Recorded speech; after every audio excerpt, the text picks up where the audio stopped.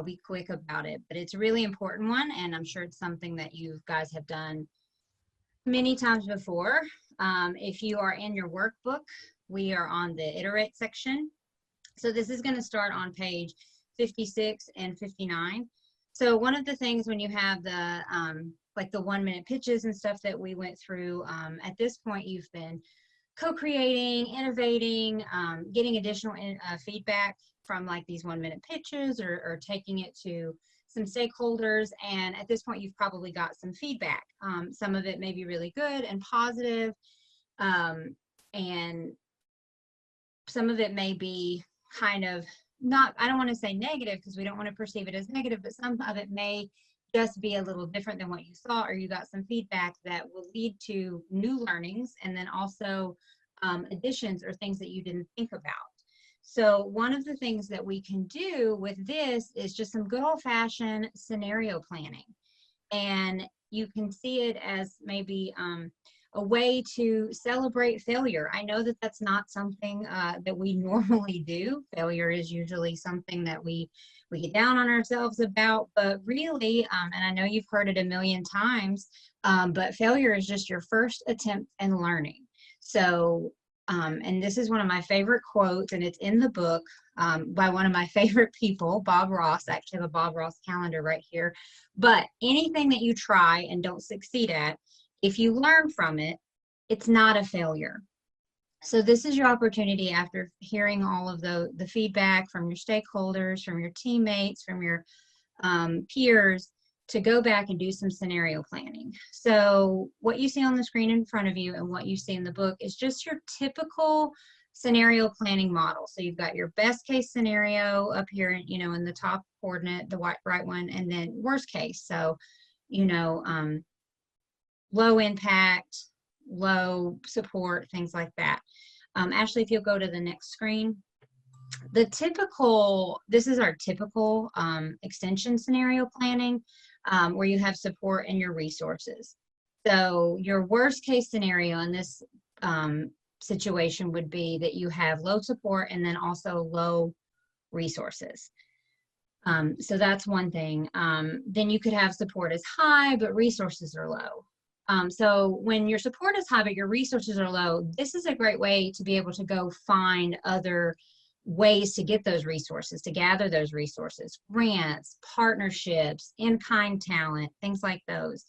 And then if you did support is low, but resources are high, you may have to do a big pivot on that and figure out, why is support, we have all of these resources that could go towards it, why is support low for it? Is it seen as just status quo? Is there something that we need to adjust in some part of the program that we can move forward so that support and resources will both be high? And then of course, obviously, if you're in the top coordinate, your support is really high and your resources are also really high, which is obviously where we would all want to be. And you can get every project there. It's just, you know, eventually time, you know, talent, ties, all of those things go in. So one thing that we want you to do is to think about when you're iterating is, so you've got your scenario, you've got everything figured out. What if it doesn't go like you thought it would?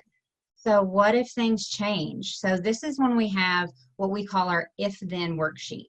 So you have everything thought about, like how you were going to do it and how it was going to go, and it didn't go that way at all. So what I want you to do is take just a few minutes. We're not going to spend very long on this, but it's on your worksheet on page 58 and 59. So think about some things, and you can fill it out now or just think about it, and then I want you to share them with us too, really briefly. But so if something specific happens and it does or doesn't work or happen, then what will you change? So if this doesn't happen, something very specific to your program, if we don't get that, I heard a lot of you ask for $5,000. If we don't get that $5,000, then we will what? What will you change? Will you change who you're asking? Will you change the way you ask? Will you try to pivot and get resources from that $5,000 from somewhere else? So take just a few minutes to think about that. And like I said, we'll do just a few minutes and then we'll share some in the chat and I'll have you open up your mics too. Okay, just another few minutes. Just think about those. If this doesn't happen, what are we going to do? How will we pivot? How will we change? Does it have to be a big shift? Because it depends on, what it is. Whether, and look on your resource or your, the resource of the scenario planning, are resources really high, but support's really low. That could be a big pivot. So, all right, can we take a minute and you guys can share them in the chat, or I welcome you to open up your mic and just say, really quickly, just a couple things, just aha moments. Oh, I hadn't thought about that. So now if this doesn't happen, I'm going to do this. I can share one. We actually had to do this, so I'm not looking ahead, but it's already had the decision already been made. But Great. if Hawaii didn't open up or terminate the 14-day quarantine requirements for travel into Hawaii and inter-island flights, then we needed to look to do a virtual field day program versus a live field day program. Wonderful. That's great. That's a great way to pivot. Oh, here's Don sent one: participant excitement and adjust the program to increase excitement. There you go. Why would excitement be low, and figure out how to do that.